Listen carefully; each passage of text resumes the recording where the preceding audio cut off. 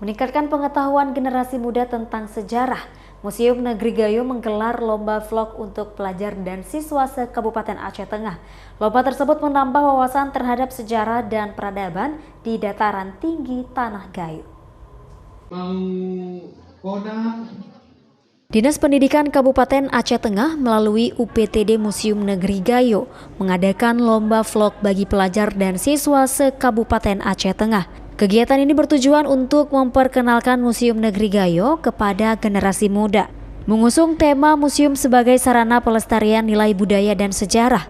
Dengan kegiatan ini diharapkan milenial Aceh Tengah dapat menambah wawasan dan pengetahuan terhadap sejarah dan peradaban di dataran tinggi Tanah Gayo, serta lebih mengenal tradisi dan budaya masyarakat Gayo.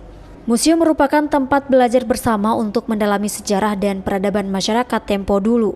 Dengan hasil karya para pelajar dan siswa ini, nantinya akan menjadi media promosi agar Museum Negeri Gayo lebih dikenal oleh masyarakat luas. Kami mengharapkan dari video-video yang telah dilahirkan oleh siswa-siswi nanti dapat lebih memajukan lagi dan lebih diketahui lagi tentang keberadaan Museum Negeri Gayo kami ini.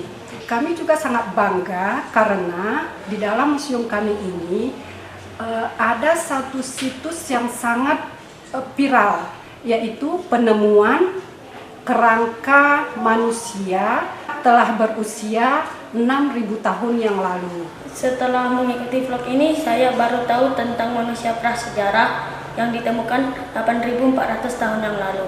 Dan saya juga mengetahui tentang budaya-budaya yang ada di Gayo. Lomba vlog ini diharapkan dapat memberikan kontribusi positif dalam upaya pelestarian budaya dan sejarah Gayo, serta meningkatkan kreativitas generasi muda Aceh Tengah. Dari Kabupaten Aceh Tengah, Yusriyadi, iNews melaporkan.